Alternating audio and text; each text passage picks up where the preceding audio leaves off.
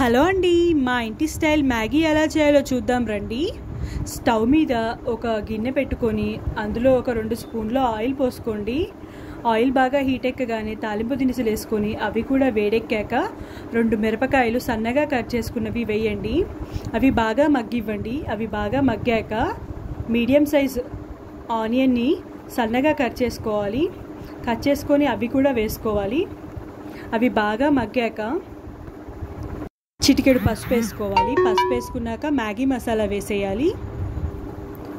Maggi masala కూడా బాగా మగ్గాక Maggi పీసెస్కి సరిపడా వాటర్ పోసుకోవాలి. అవి మునిగే అంత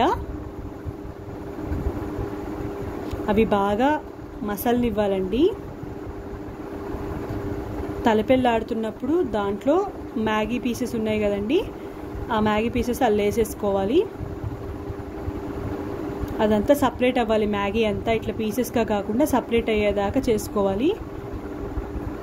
వాటర్ ఉన్నాయి, ఇంకా ఉడకలేదు, మొత్తం ఉడికింది. జ్యూసీగా తినేవాళ్ళు జ్యూసీగా కూడా తినొచ్చు. మీరు కూడా ట్రై చేసి ఎలా ఉందో కామెంట్ బాక్స్లో కామెంట్ చేయండి.